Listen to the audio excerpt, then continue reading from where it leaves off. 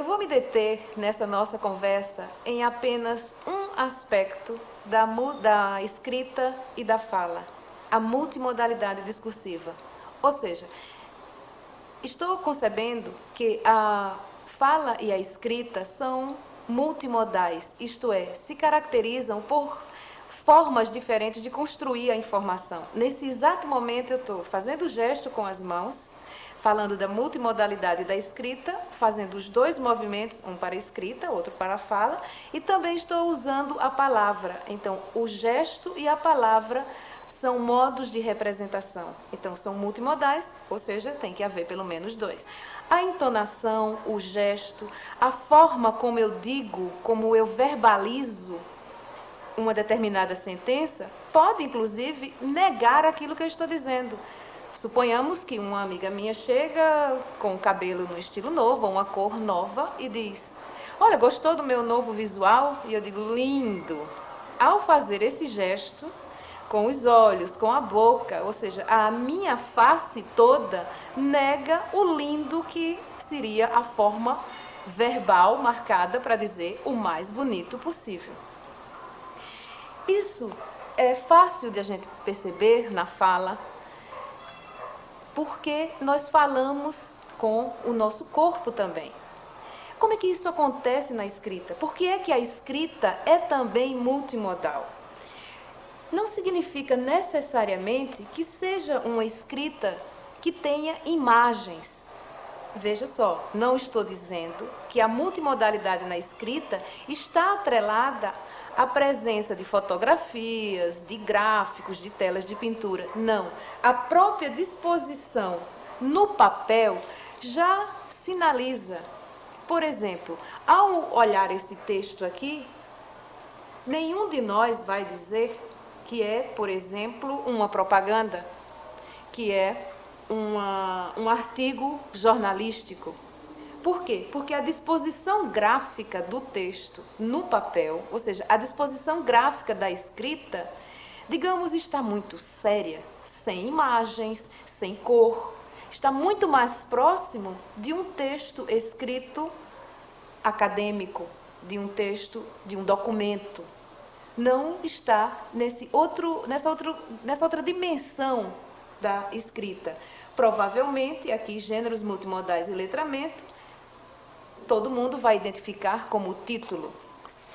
Essas são algumas, por exemplo, apenas algumas formas de mostrar que a palavra em si, a forma como a palavra está escrita, onde ela está localizada, quer na tela de um computador, quer numa folha de revista ou de um livro, também traz informações.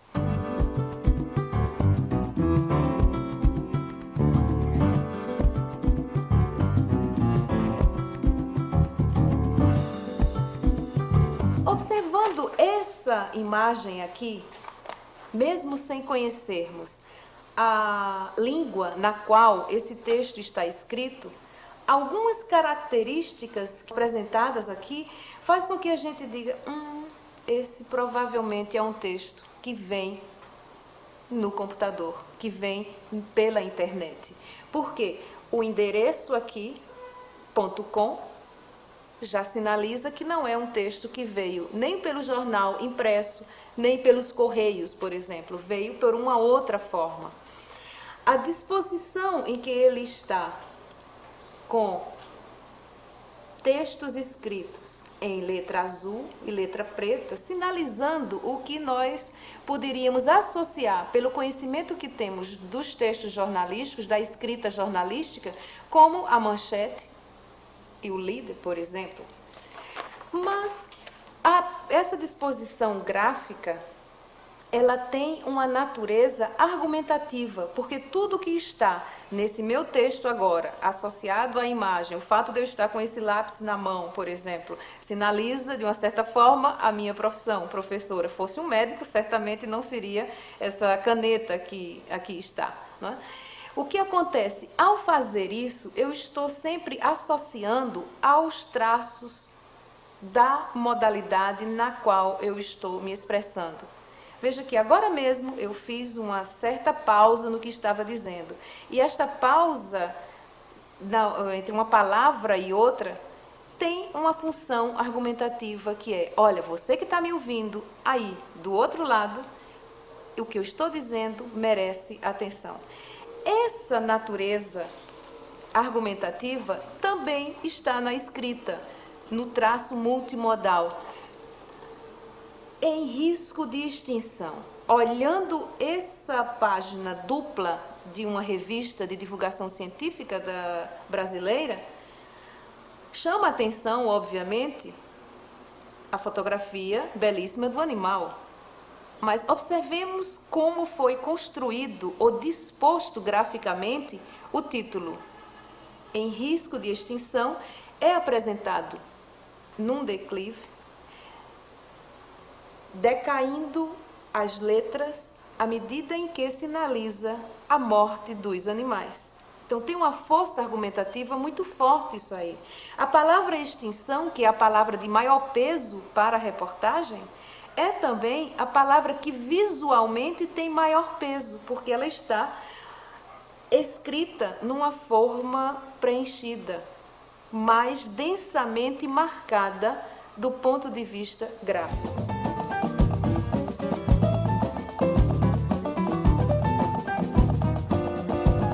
Uma criança, quando faz uma redação, ela pode pôr lá o nome da professora e dizer, gosto muito de você. Mas ela pode desenhar um coração e botar o nome dentro do coração. E parece que gosta muito mais. Olha, e tem um texto interessante que foi produzido pelas crianças para celebrar o Dia dos Professores. E tem um cartão aqui, por exemplo. Eu, no caso, amo você. Né? A simbologia do coração. Só que dentro do coração está escrito, a amizade é o começo de tudo.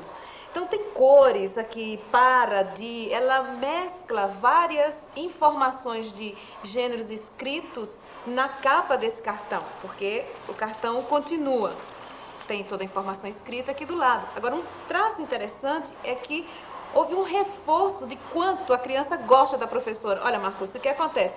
Ela escreveu e foi abrindo aqui umas janelinhas, P, A, I, X, A, O, paixão. Então, a ideia do amor, do carinho, a criança criou na escrita, não só pelo desenho do coração, pelo uso da palavra mesmo, a amizade é o começo de tudo, e também o reforço, isso que você falava, o reforço argumentativo da repetição na escrita pelos recursos diferentes. Pela criação da palavra nessa perspectiva vertical, que não é um traço característico da nossa escrita, escrever de cima para baixo. Muito interessante essa produção aqui.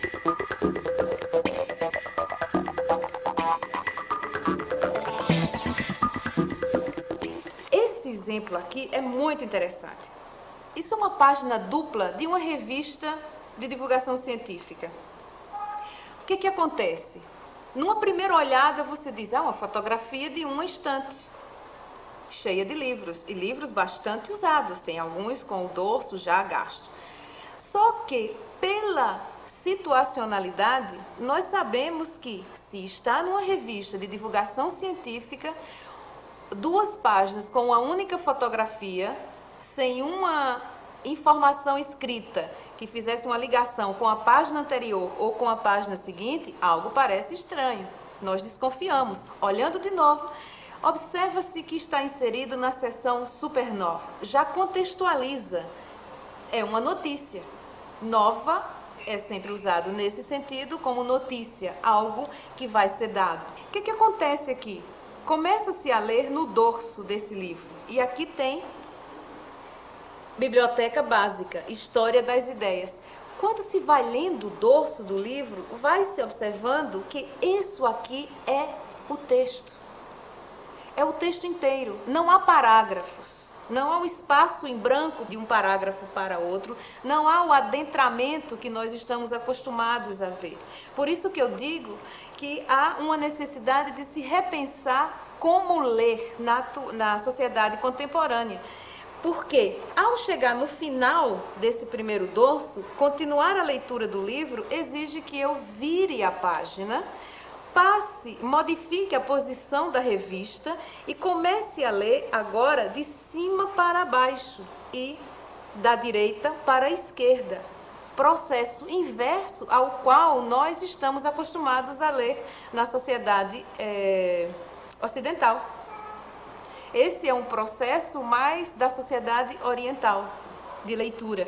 E o dorso dos livros são os espaços dos nossos velhos e conhecidos parágrafos. Aqui estão as informações, aqui está o desenvolvimento do texto. E, às vezes, o lugar que é reservado ao autor do livro, como no caso aqui Aristóteles, é também um lugar para o início da oração, da primeira oração do parágrafo, como, por exemplo, Aristóteles foi discípulo de Platão, mas não concordava com... Então, a gente observa que a escola precisa estar atenta para as inovações tecnológicas que afetam, sem nenhuma carga semântica negativa, ou afetam, a fala e a escrita.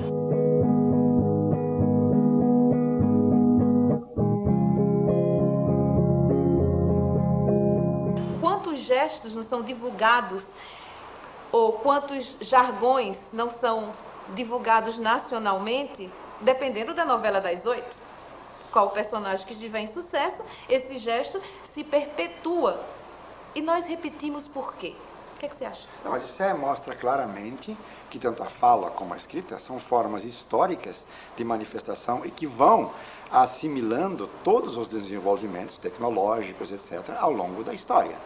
Então, por exemplo, aqui é um caso bastante interessante que mostra que a nossa escrita atualmente está ficando cada vez menos alfabética e cada vez mais envolvendo outras formas simbólicas.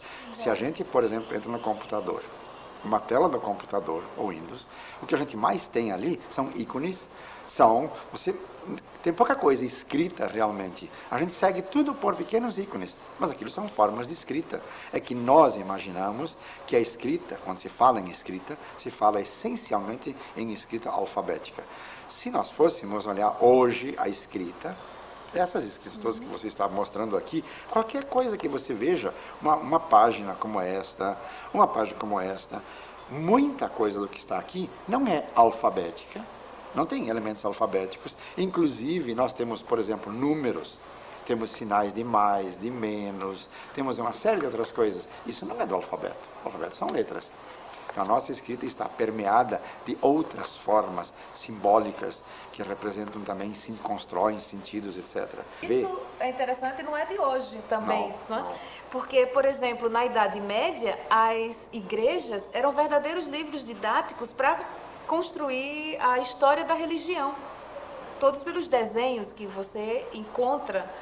Ainda hoje você tem em determinadas religiões, nas igrejas, a própria narração de determinados fatos em formas de imagens. Há até o culto a essas imagens, a essas estações religiosas, como um livro didático